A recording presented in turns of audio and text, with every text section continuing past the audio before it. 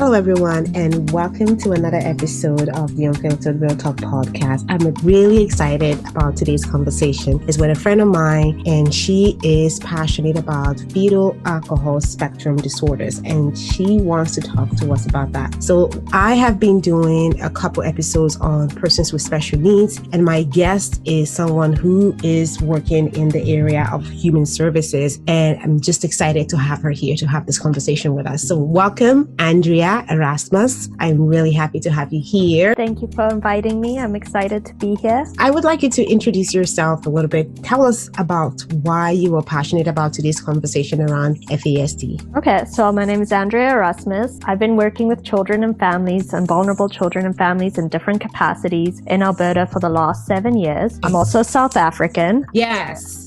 I'm here to represent. You're here to represent our African sisters? Exactly. Absolutely. And I'm very passionate about FASD for the simple reason that it is 100% preventable. In many things, in terms of prenatal health, there's many things a woman does not have control over in terms of bringing a child into this world. Yes. But FASD is completely preventable. And that is why I'm here to spread the word. I want to talk about it. There's a lot of misinformation. Mm-hmm. There's a lot of stigma. There's a lot of shame, and let's talk about it. So let's talk about it. So give us a little bit more background information, the basics. I want to start out by letting our listeners know that we are in no way physicians. We are in no way medical practitioners. We are not speaking from any professional perspective, but simply out of a place of passion and personal experience for the issue of FASD. So please make sure that you understand that we are not here to diagnose anyone or to suggest any kind of medical recommendation. Our discussion today is 100% from our personal background. So let's start out, Andrea, by talking about your understanding of FASD. I did do some research, and a lot of the information that I got was from CDC, Center of Disease Control and Prevention. But I'd like you to have a quick chat with us about what FASD, why you said it's preventable, because you just said it is preventable, and other general information that you think moms and everyone else should be aware of. All right. So, I mean, you talk about CDC, that's a great resource. And I'm just going to go to Health Canada's website, because that's where we're both located right now. Absolutely. So FASD, as Health Canada defines it, is a brain injury that can occur when an unborn baby is exposed to alcohol. It's a lifelong disorder with effects that include physical, mental, behavioral, and learning disabilities. And because it's fetal alcohol spectrum disorder, these disabilities is a spectrum. It can range from mild to severe. Obviously, there's no known safe amount of alcohol. That's because right. You can't test, do all these lab tests on human babies. On human beings, knows. yeah, or pregnant people, absolutely. Exactly. So there's no safe amount of known alcohol for a mother, but we do know FASD is specifically caused by alcohol exposure in utero, and it's the leading known cause of preventable developmental disabilities in Canada. Taking it back to South Africa, global research says South Africa has the highest rates of FASD on the planet. What? Yes. Okay, this is news to me. Yes, and we can talk about that in the myths and the Let's talk about that, because you're African, we are African, and I like to start from home in any conversation I'm doing, because I think it's important to address our people. Charity begins from home is what my Nigerian people say. That's what. Why is South Africa? Oh my goodness. So, globally, I pulled up some numbers. So like the global prevalence they estimate, and FASD is also part of the diagnosis of FASD is the disclosure of the mother admitting to drinking while pregnant, right? Like how can you be diagnosed if nobody says they did this? So the global prevalence they estimate, and of course this will never be an exact science because there's no way to 100% know, is about 8 per 1,000 births. So every 8 babies per 1,000. But South Africa, depending where you are in South Africa, so the Western Cape province has the highest rates, but it ranges anywhere from 29 to 290 per 1,000 live births. This is a lot. Yes. Of babies with FASD. And it's intergenerational, right? Yes. And we can talk about the cultural norms. We can talk about the social attitudes. We can talk about poverty, socioeconomic things, how it all ties in. But the point is South Africa, as what they believe is the highest rates in the world. And it like eclipses Ireland, which they thought is the second highest. And then some of it is historical, due to South Africa's history of colonization, white rule.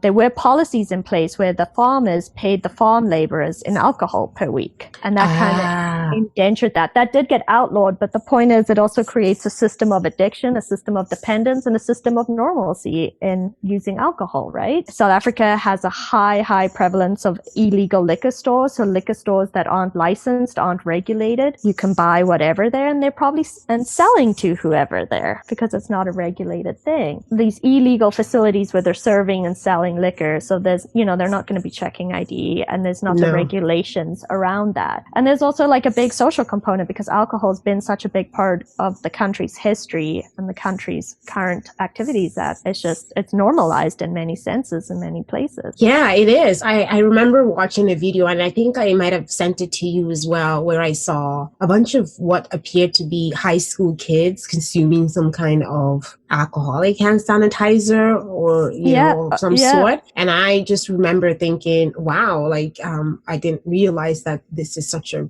big and serious issue in South Africa. Yes, it is a huge issue. And another issue is also from like a government policy perspective in countries like Canada, United States, UK, New Zealand, Australia. FASD and prenatal drink alcohol exposure is seen as a public health issue. There's a lot of you go to the public a toilet, a bathroom in a restaurant, you see the posters on the stalls. It's seen as a public health issue here, where in South Africa, there isn't that same level of education and awareness. And in many countries, particularly in sub-Saharan Africa, we know there's much higher rates of drinking. So I'm going to get into that conversation a little bit later, where I'll ask you what you think, what policy measures or what policy makers can use to address this problem. But before we get into that, let's talk about the myths and misconceptions around FASD, because you talked about stigma a little bit in the beginning. So let's get into that first. I just want to start off, I'm sure this goes without saying, most people know this, but when a woman gets pregnant, the baby develops from the inside out, right? The embryo develops the brain and the spinal tube, the spinal column, and then everything else, fingers, toes, fingernails, that kind of stuff comes later. But the brain develops first, and the neural tube, it's called. So that develops first. So many women don't figure out they're pregnant until they're 4 to 6 weeks along, if not later, right? Yeah. So that kind of, in general, and this is, again, not a socioeconomic thing, this is just a general statement. So if you're casually drinking or drinking often, and in general, you're not going to know you're pregnant until you're 4 to 6 weeks along, and we know that the baby's brain developed first. Exactly. You see how it's all kind of tied in. But some of the common myths, and I mean, I hear these myths here, this isn't a uniquely African thing, I hear these myths like all the time in my work, is that there's a safe amount of alcohol to drink while pregnant, or I only drank until I found out I was pregnant, right? Like that, you still drink while pregnant. And then there's also ideas or myths that certain types of alcohol are safer than others. Like it's okay to drink coolers or beer because that's like a, 4%, 5% versus, 40% vodka, right? So there's those myths around like certain types of alcohol. So there is no safe alcohol level for consumption. Ethanol is ethanol, right? Yes. Whether it's 5% or 40%, it's still the same chemical. Absolutely. And there are a lot, and then again, the stigma, we know there is, overrepresentation within lower income families or socioeconomic status when it comes to FASD, but it's not a unique thing tied to socioeconomic status, right? It is tied to alcohol exposure. So there are the stigmas or people making assumptions that it has to do with low income families or stereotypes such as it only impacts people of color or certain race to be the ones who always do this. Another, I guess, myth would be that all people with FASD have like physical features displaying FASD. A very small percent of people have what's called the sentinel facial features, such as the smaller eyes, the small top lip, the smooth upper lip. And that's a very small percentage of people. So people assume like, well, everyone who has FASD will look a certain way. Yeah. And that's why it's an invisible disability, because most people with FASD look just like everybody else. There's another misconception that adults cannot get diagnosed with FASD, that it's only a diagnosis you obtain in childhood. There might be more challenges, because, again, you need to talk to the mother of the adult, but adults can certainly get diagnosed with FASD. A big one is all people with FASD that are diagnosed with FASD are the same in terms of disability. And that's a big misconception because prenatal exposure, it's not a one size fits all thing. No two people have the same form or same, FASD does not look the same in every person, and no two people have the same strengths and the same challenges, and it's unique to that individual. Thank you very much for that. So let's start talking about supports. How can we support young children and youth to have a better quality of life, if it does turn out that they've been diagnosed with FASD? What is it that we can do as citizens? What is it that parents can do, or other caregivers and community members? How can we better support young people with FASD? It starts off with the young person. It starts off with being honest with the medical professionals and the professionals in, the young person's life right off the bat. If you are a mother and you did, drink while pregnant, your child was exposed prenatally, I understand there's definitely like shame and guilt, stigma, right? There's the guilt, the blame and shame, and then you feel even worse. And that might make you feel more inclined to keep that information to yourself. And then that's exactly why I'm asking this question is how can we support them to then support your kids by coming out and saying, you know what, I did consume alcohol when I was pregnant? I'd say it's about coming to the understanding that this information, even though it may hurt you or may make you feel sad to discuss it, it's for your child's best interest, right? This is 100% for your child's future, to get connected to the right resources and the right supports to help your child learn better in school. They might need an individualized learning plan. In Canada and Alberta, they pay for educational assessments, which can pinpoint exactly what would help your child learn best, what kind of supports they need. So it's about being honest right off from the start, which may be hard to do, but you need to understand, for example, like we're contrasting African countries versus, for example, Canada and many westernized quote unquote westernized countries. There are supports. It is a public health issue. So there are supports and policies and procedures built in place to support the individual. So it's about being honest, because, children could be connected to things like such as pediatricians, individualized learning plans, educational assessments to make sure they're able to learn properly. Pediatricians can help them with their focus, their mental health, speech and language pathologists if that's needed. And then also very important is training for parents, support for parents, because we do know some children, again, it's a spectrum, may be more challenging to parent, may have more unique behaviors that may be a bit more difficult to manage. Let's talk about some of that spectrum. So let's talk about some of the challenges or some of the needs or special needs that these kids will require if they had FASD. Because you've mentioned speech, like there might be some... it could go, I would say the biggest things would be learning, right? So memory, cognitive capacity, retention. Also, it's like that abstract versus concrete thinking, like understanding concepts, social cues, like socializing. That might be a struggle for some people too. Focus is often a struggle. And that's why it's so important to be diagnosed properly. Exactly. It's like, are you hyperactive? Do you have ADHD? Maybe. Is it maybe connected? Are there some other struggles too? And then you talk about the primary disabilities, which are like the things that we're discussing, these specific issues, but then also the secondary disabilities, like later on in life, like now you're struggling because you're different in school and you're not able to learn. And does that lead to bullying?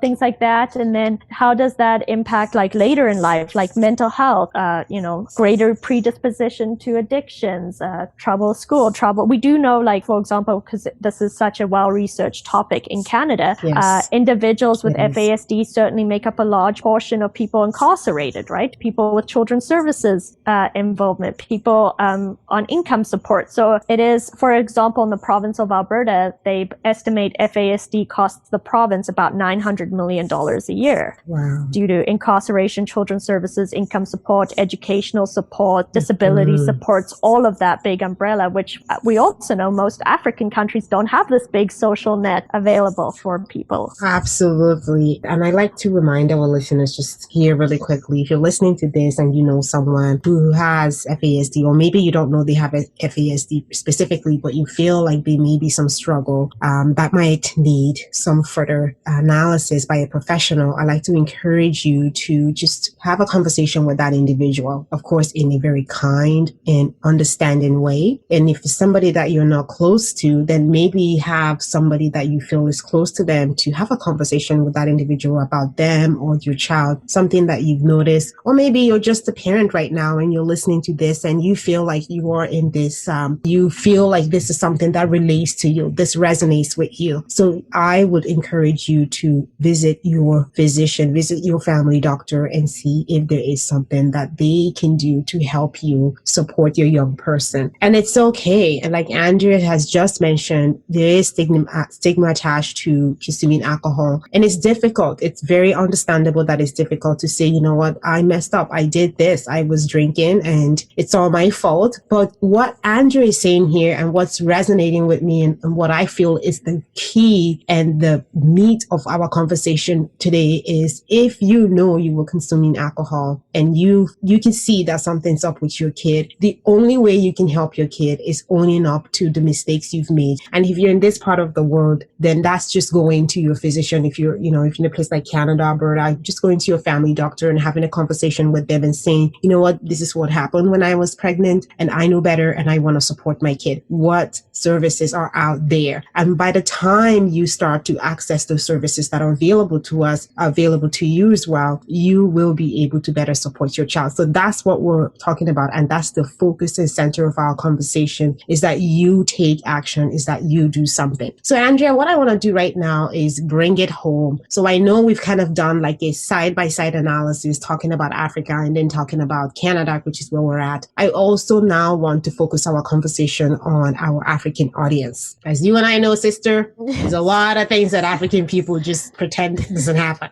And I'm sorry if I'm going to offend a few people here, but I feel like I am well in my right to speak about this as an African woman, because there's just so many things when it comes to these kinds of issues, this medical serious issues that we just discount. We just say, the child will grow out of it or whatever it is that we're going to say. So I want you to speak some wisdom right here and talk about our African people. What advice do you have for African parents raising your children who might have FASD or other forms of special needs? I would start off by saying I also recognize that ideas around alcohol use while pregnant, alcohol use socially differ, culture to culture. And the norms, although maybe in other countries it's kind of frowned upon while drinking while pregnant, in some parts it's probably not frowned upon as much, right? And I recognize that. And then it's easy to put it all on the women. While the child has these struggles because of you. What did you drink while you're pregnant? But I ask, like, what do the men bring?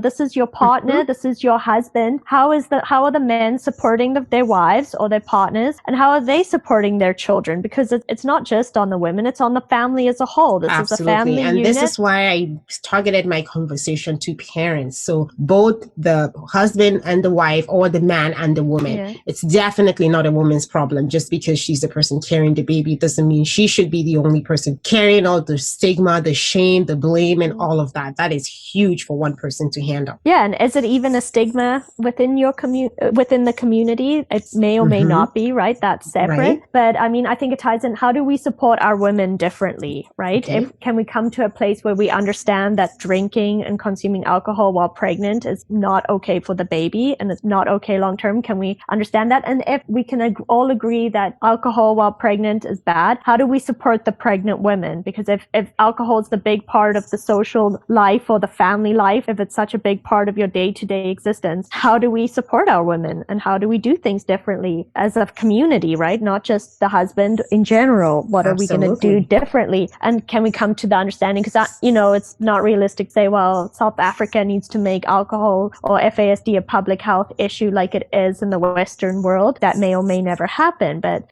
what can individuals do? How can we spread awareness, spread education, and talk about the risks and talk about helping break this cycle, right? Because it just takes a sober pregnancy and that child will not have FASD. You can't control so many things like genetically with your child, your socioeconomic status, those kinds of things. But this is one thing that you can control. That we can prevent. Thank you so much. So you've talked about what we can do as individuals and as community. I mentioned this earlier, so this is where I want to talk about what you think government institutions and formal institutions can do to support parents with FASD, or also to just campaign around the prevention of alcohol consumption during pregnancy. And you can use South Africa as a case study. Well, I would say we've seen African countries do a ton of public health stuff. Yes, FASD doesn't have the high mortality rates of HIV and AIDS, but look at all the public health awareness they were able to create and the strategies Absolutely, used. that's a great example. And I know the income and, there's low income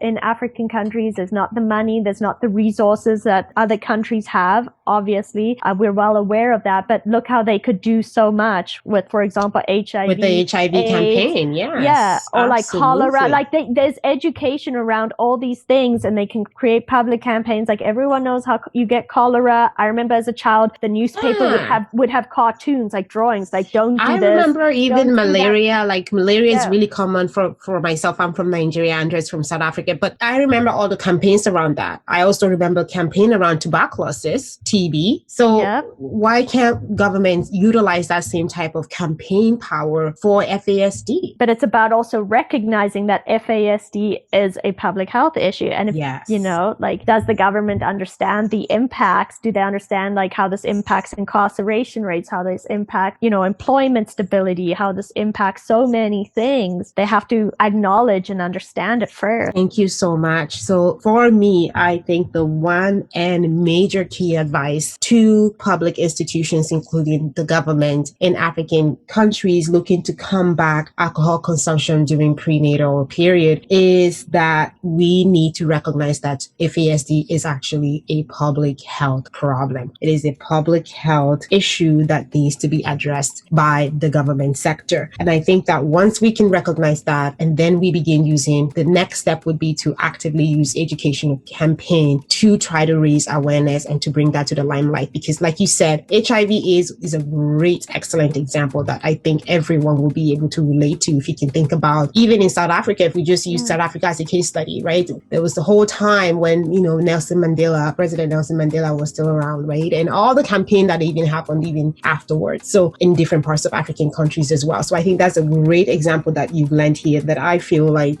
they will lead to practical examples and to good use. Yeah, maybe the public education will lead to those cultural shifts so that, it's not about shaming or blaming or guilting anybody, but it's about creating an understanding. You shouldn't be drinking while pregnant. Absolutely. And then how do we support our women with addictions, right? Because alcohol addiction is actually very dangerous to just go through withdrawal, right? Medically. Seizures, all kinds of things. So, how do we, and that's a separate conversation about addiction management in Africa, but it's all connected one way or another. And you've helped us understand that connection. So thank you so much. So before I come to the end of our conversation today, any closing remarks that you would like to provide on our conversation? A parent will always be their child's biggest advocate. And it's a parent, I would hope a parent or the caregiver's job to advocate for in schools, in a child's life. If you know they're struggling, talk to your doctors, talk to medical professionals, ask for assessments. If you know they're struggling in school, ask for them to have an educational assessment. If you're in like a country where these tools are available and,